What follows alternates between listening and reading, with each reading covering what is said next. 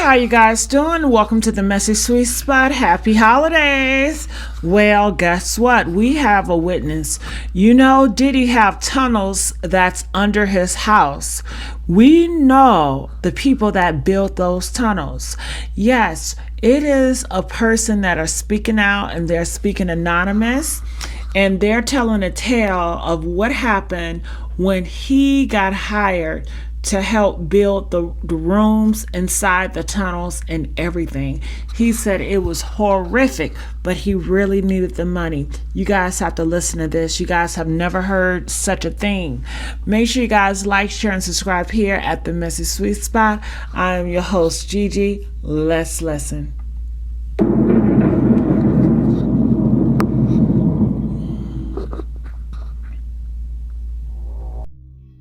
I don't talk about 2010 much.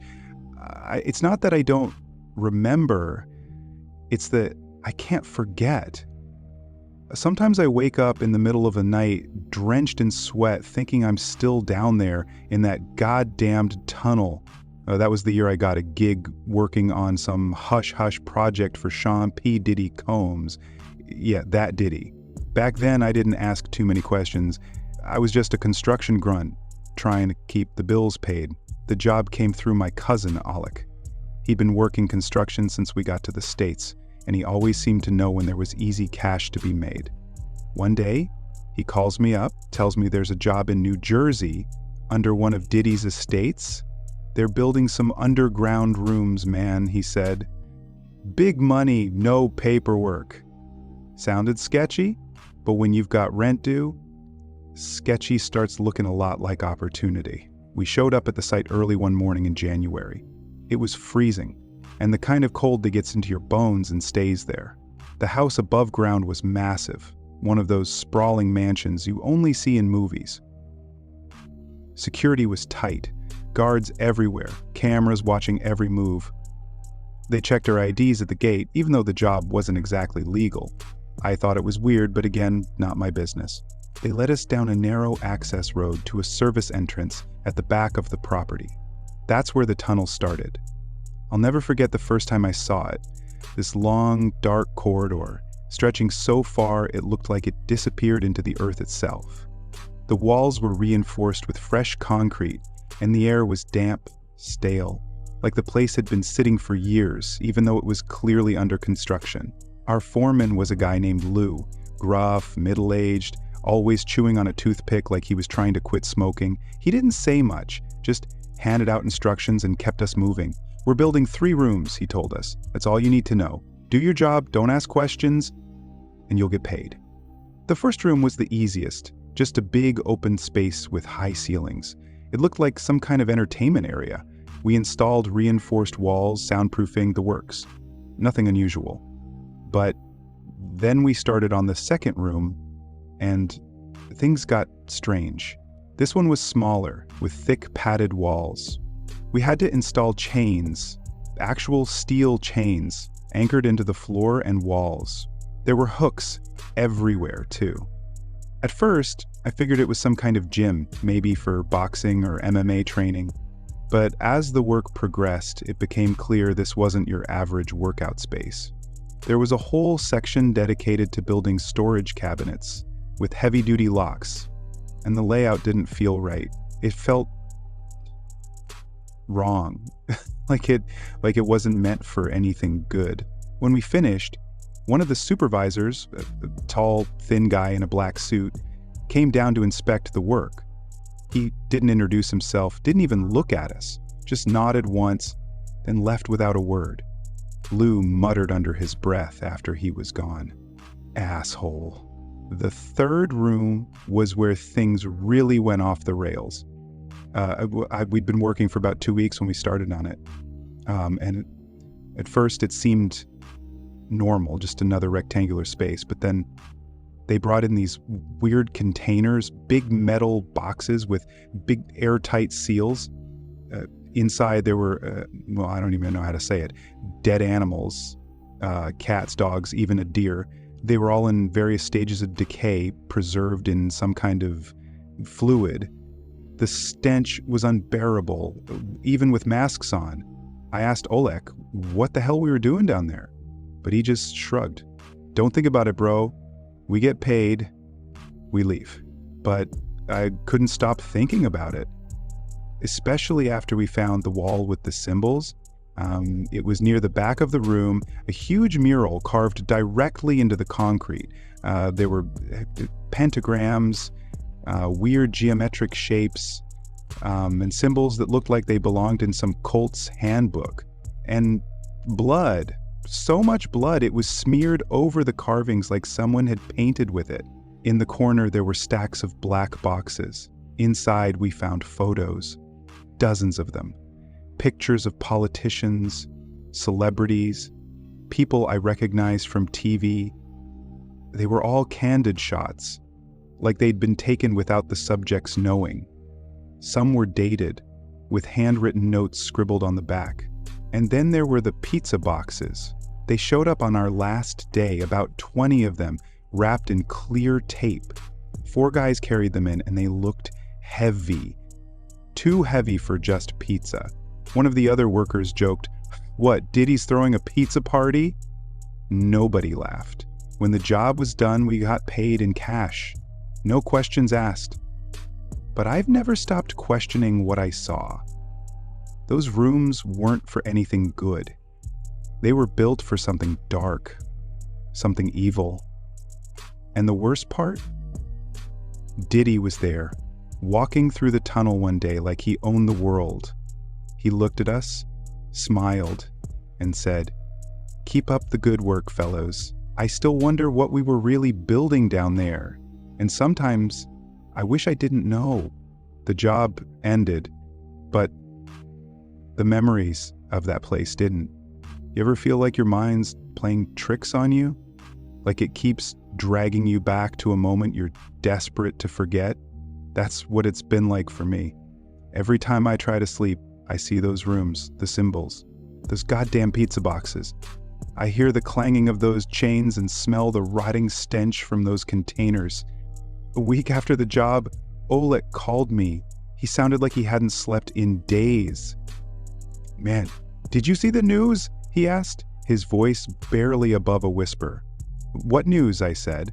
"They're talking about Diddy again. Some big party he's throwing for politicians, celebrities, the usual crowd. But listen, bro, that tunnel, those rooms, we weren't building anything normal. Something's seriously fucked up here. Let it go, Oleg," I told him. "We got paid. We're out." But even as I said it, I knew it wasn't that simple. I started doing some digging. Nothing too obvious, just Googling, looking up Diddy's parties, his connections, anything that might explain what the hell we'd been a part of. But the deeper I went, the more questions I had. There was a pattern. Every few months, Diddy would host these massive exclusive events at one of his properties. Always the same crowd: politicians, actors, business tycoons, the kind of people who could make or break your life with a phone call. And after every party, there were whispers, rumors about what went on behind closed doors. Drugs, orgies, things darker than that. I couldn't shake the feeling that those rooms we built were connected to it all. One night, about a month after the job ended, I was sitting in my apartment, scrolling through news articles, when I got a call from an unknown number. I normally don't pick up those, but something told me this wasn't a telemarketer. "Hello?"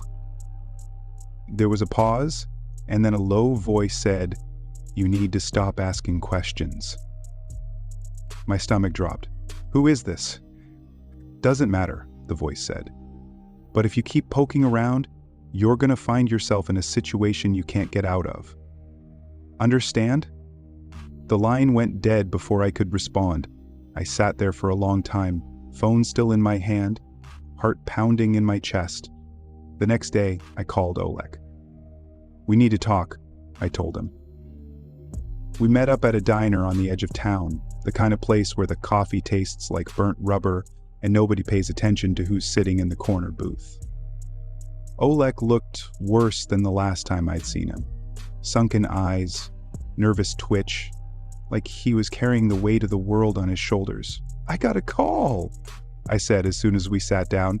"Someone told me to back off."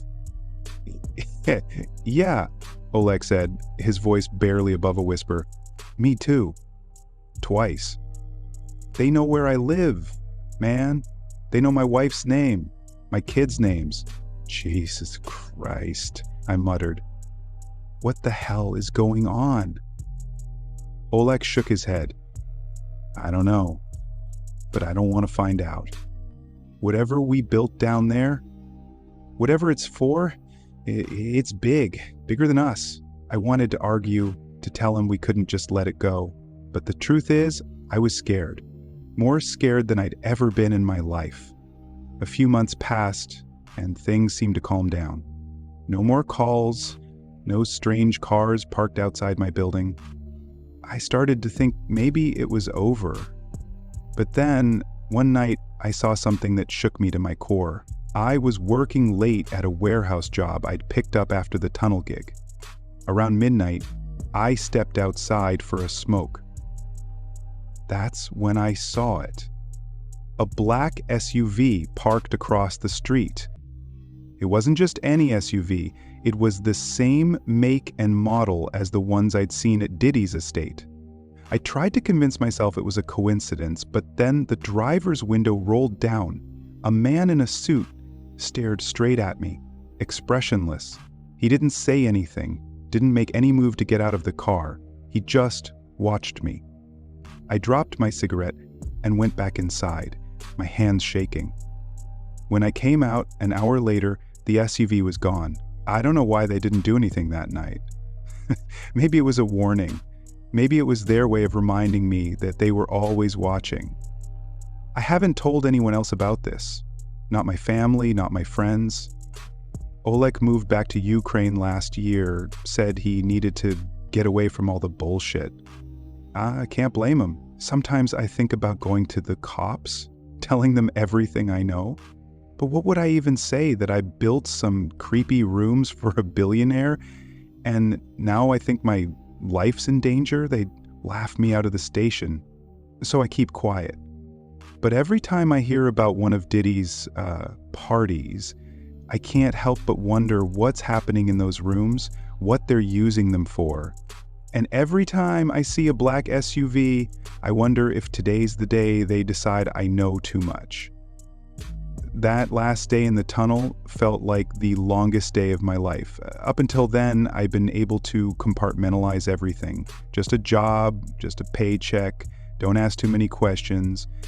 But by the time we packed up our tools and climbed out of that godforsaken hole in the ground, I knew I'd been part of something I wasn't supposed to see. The thing is, it doesn't stop when you leave a place like that. The images stick with you, the smell of those containers, the sight of those blood-stained walls, the heaviness of those pizza boxes, all of it. At first I tried to brush it off. Out of sight, out of mind, right? But the human brain doesn't work like that. Not when you've seen something that wrong. It started with nightmares.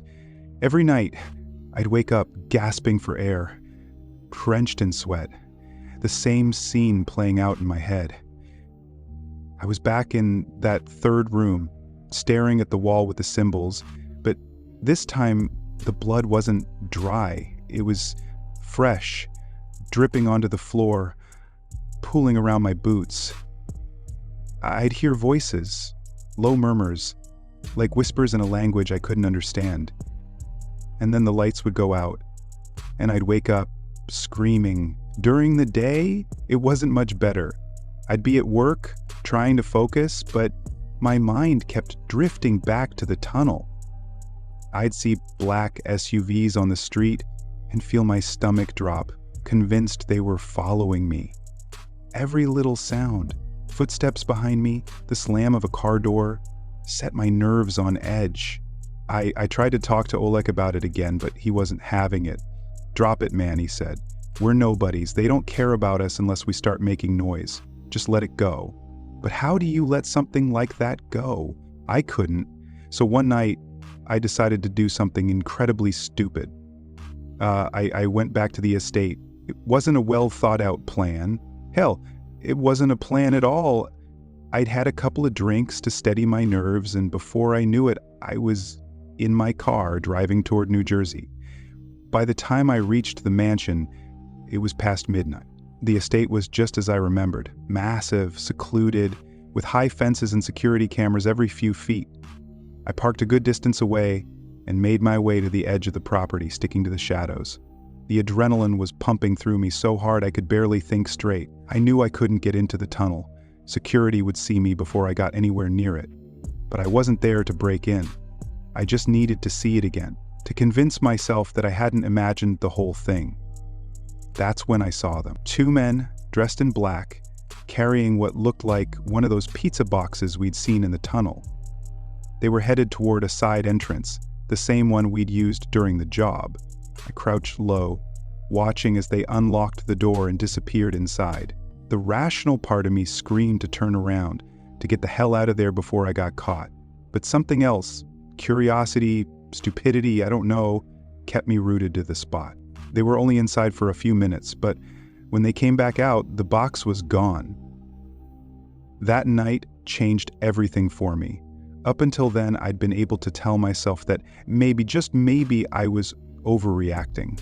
But seeing those guys, seeing that box, I knew this wasn't just my imagination. I started noticing things. Cars parked near my apartment that didn't belong there. Strangers on the subway who seemed to be watching me a little too closely. At first, I thought I was being paranoid, but then I started getting those calls. Always the same, no caller ID, silence on the other end. One night I decided to answer. "Who is this?" I demanded. Nothing. "I'm not scared of you. You hear me?" I said, even though my voice was shaking. A low chuckle came through the line, followed by a single sentence. "You should be." The line went dead. I don't know how much longer I can live like this. Every day feels like a waiting game, like it's only a matter of time before they decide I'm too much of a liability. I've thought about running, changing my name, leaving the country. But where would I go? They'd find me eventually. I've also thought about going to the press, but who would believe me? Some construction worker claiming he built torture rooms for a billionaire? Even if someone did take me seriously, it'd put a target on my back. So here I am, stuck in limbo, knowing too much but powerless to do anything about it. And Diddy? He's still out there, throwing his parties, smiling for the cameras, acting like the king of the world. But every time I see his face, I wonder, how many other people have been in that tunnel? How many have seen those rooms and walked away with the same knot of fear in their stomachs?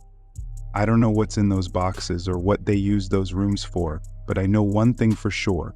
I wasn't supposed to see any of it. It's been years since that job in the tunnel, and for the longest time, fear was my constant companion. I lived with it every single day, watching over my shoulder, second-guessing every stranger who glanced my way, flinching at every unknown number on my phone. That kind of fear eats at you, gnaws at your sanity until there's barely anything left. But then one day it just stopped. I can't pinpoint when it happened exactly. Maybe it was when I realized they hadn't done anything to me yet. Or maybe I just got tired of being scared all the time. Fear has a way of controlling you, and I decided I wasn't going to let it run my life anymore. So now, instead of fear, I feel something else. Anticipation. The world has changed since 2010. Back then, men like Diddy seemed untouchable, shielded by their money, power, and connections. They could do whatever they wanted, and no one dared to call them out. But now, people are paying attention. Secrets don't stay buried forever, and even the richest and most powerful can't hide in the shadows forever. I don't know if it'll happen today, tomorrow, or 10 years from now, but I know one thing for sure. Sean Diddy Combs will face the consequences of what he's done. I've seen the cracks starting to show. Whispers have turned into headlines, and more people are coming forward with stories about what goes on behind closed doors. The parties, the deals, the manipulations, it's all starting to unravel. And when that day comes, when the truth about him finally comes out, I'll be ready. I've kept every detail from those days in the tunnel locked away in my mind. I remember every room we built, every symbol on those walls, every blood stain and photo and box. If anyone ever comes to me asking for the truth, I won't hesitate to tell them. I owe it to myself, and I owe it to anyone else who's ever been used by people like him. Until then, I'm waiting, watching, and when justice finally catches up with Diddy, I'll be there, watching it all unfold, knowing that the fear I carried for so long wasn't for nothing. Whew. Honey, this is some scary, spooky stuff right here. I can't believe it, honey. I'm so scared. I want to know, what are your thoughts about this? Make sure you guys like, share, and subscribe here at the Messy Sweet Spot. So many people are speaking out now. From left to right, they are all coming to speak out and tell their stories about Diddy.